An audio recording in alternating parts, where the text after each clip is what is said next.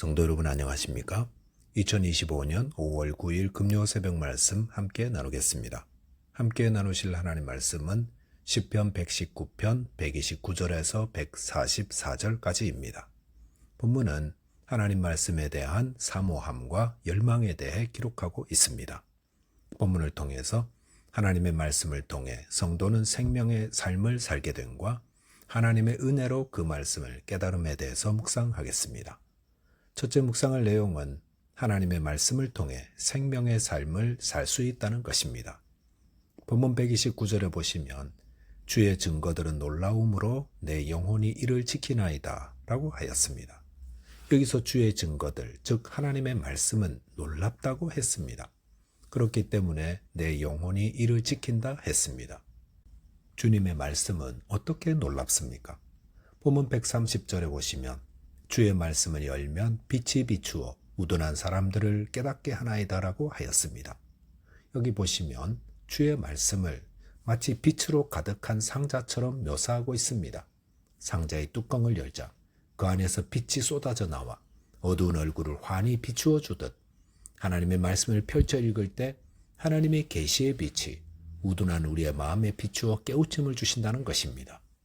우둔한의 원어적 뜻은 단순한이라는 부정적 의미를 가집니다. 아무리 말해줘도 눈앞에 보이는 것밖에 보지 못하고 그 너머의 깊은 뜻을 보지 못하는 것이 우둔함입니다. 이 우둔함을 어떻게 깨우칠 수 있습니까? 잠언 27장 22절에 보시면 미련한 자를 곡물과 함께 절구에 넣고 공의로 찍을지라도 그의 미련은 벗겨지지 아니하느니라 하였습니다. 미련함은 어떤 수를 써도 깨우칠 수 없습니다. 그런데 그 미련함과 우둔함을 하나님의 말씀이 벗겨낸다 하였습니다. 성도가 왜 하나님의 말씀을 날마다 펼쳐야 하는 것입니까? 그것은 내가 알지 못하는 사이에 달라붙은 미련함과 우둔함을 벗겨내야 하기 때문입니다. 바닥은 하루만 닦지 않아도 먼지로 진득진득해집니다. 마찬가지로 인간의 마음도 하루만 닦아내지 않아도 미련함으로 가득하게 됩니다. 하지만 날마다 하나님의 말씀을 펼쳐 읽고 깨우침을 얻을 때에 미련함과 우둔함으로 치우치는 마음을 바로잡고 새롭게 할 수 있습니다. 본문 131절에 보시면 내가 주의 계명들을 사모함으로 내가 입을 열고 헐떡였나이다 라고 하였습니다.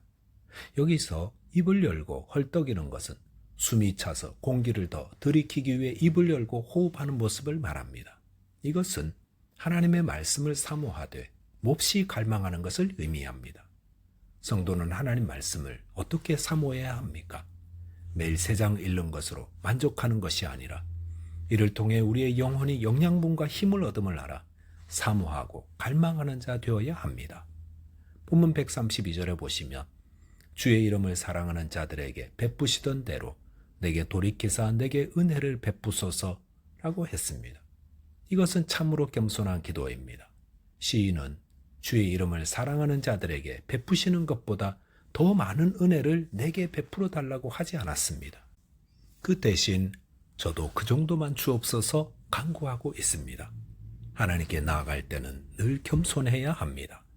본문 133절에 보시면 나의 발걸음을 주의 말씀에 굳게 세우시고 어떤 죄악도 나를 주관하지 못하게 하소서라고 하였습니다.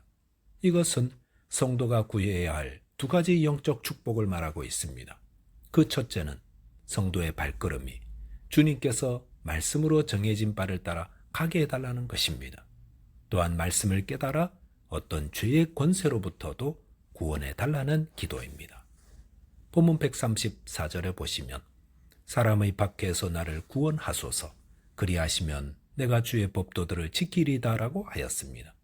여기 보면 주의 법도들을 지키지 못하도록 박해하는 자들로부터 구원해 주시기를 기도하고 있습니다. 본문 135절에 보시면 주의 얼굴을 주의 종에게 비추시고 주의 율례로 나를 가르치소서라고 하였습니다.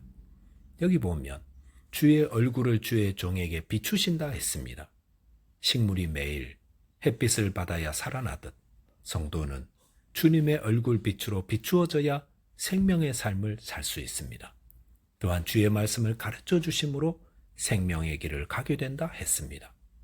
본문 136절에 보시면 주의 말씀을 지키지 않는 자들에 대한 안타까움이 포함되어 있습니다. 성도들이 무엇을 슬퍼해야 합니까? 이 생명의 말씀을 따라 살지 않는 자들을 보며 슬퍼해야 합니다. 저와 여러분께서 하나님의 말씀을 사모함으로 생명의 길을 걷게 되시기 바라겠습니다.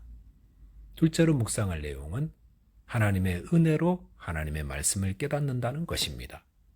본문 137절에 보시면 여호와여 주는 의로우시고 주의 판단은 옳으니이다 라고 하였습니다. 여기서 의롭다는 것은 올바르다, 공정하다의 뜻입니다. 우리가 섬기는 하나님은 의롭고 공정하신 분입니다. 그분은 누구에게나 바르고 공정합니다. 또한 옳다는 것은 곱고 똑바른 것을 뜻합니다. 하나님의 판단, 즉 하나님의 말씀은 언제나 곱고 바릅니다. 직선을 그을 때 바른 자를 사용하듯 바르고 올바른 삶을 살기 위해서는 하나님의 말씀을 따라 살아야 합니다. 본문 138절에 보시면 주께서 명령하신 증거들은 의롭고 지극히 성실하니이다 라고 하였습니다. 여기서 성실하다는 것은 신실하다, 충성스럽다의 뜻입니다. 비가 오나 바람이 부나 그 시간 그 장소에 있는 사람을 성실하다고 말합니다.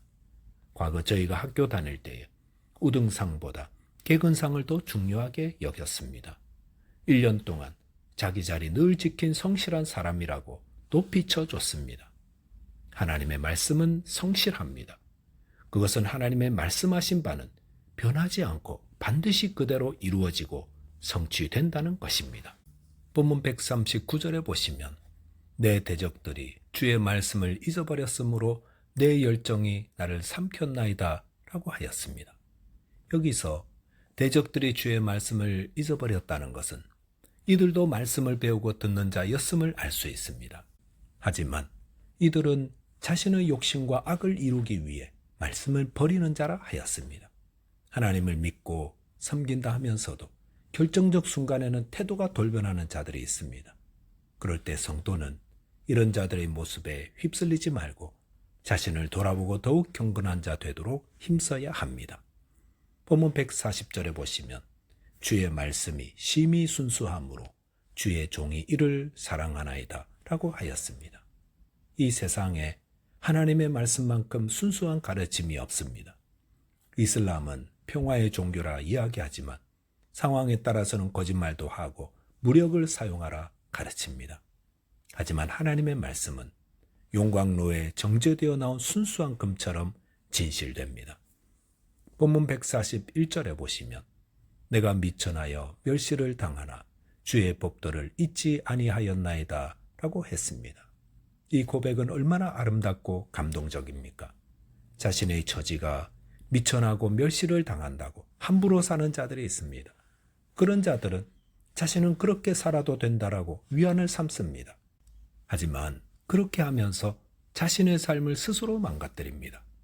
미천한 가운데서도 진리의 말씀인 하나님의 말씀을 따라 사는 자는 하나님께서 그를 존귀하게 세워주십니다. 요셉은 종이었을 때와 감옥에 갇혔을 때에도 하나님의 말씀을 따라 존귀하고 거룩한 자로 살았습니다. 본문 142절에 보시면 주의 의는 영원한 의요 주의 율법은 진리로소이다 라고 하였습니다. 여기 보면 주의 의는 영원한 의라고 하였습니다. 영원한 의란 시대를 뛰어넘어 여전히 진리라는 뜻입니다. 성경이 비록 수천 년 전에 쓰여졌지만 그 말씀은 지금도 또 앞으로도 영원히 우리에게 생명과 구원과 진리를 전해 주십니다. 본문 143절에 보시면 환난과 우환이 내게 미쳤으나 주의 계명은 나의 즐거움이니이다 라고 했습니다. 이것은 나의 환경과 상관없이 하나님의 말씀을 가까이 하겠다는 믿음의 고백입니다. 성도는 상황이 좋을 때만 하나님 말씀을 가까이 하는 것이 아닙니다.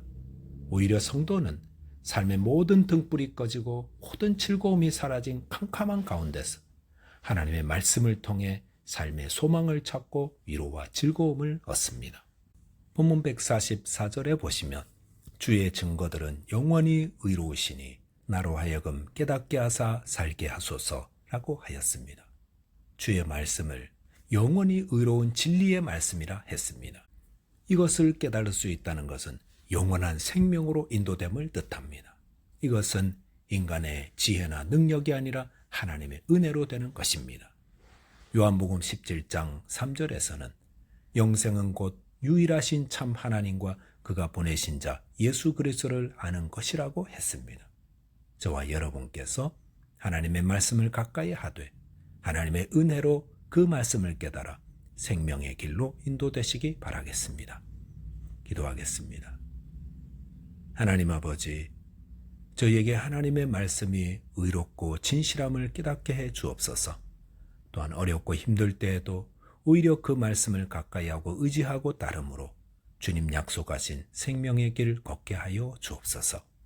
예수 그리스도 이름으로 기도하옵나이다. 아멘. 오늘도 믿음 안에서 승리하는 하루 되시기 바라겠습니다. 감사합니다.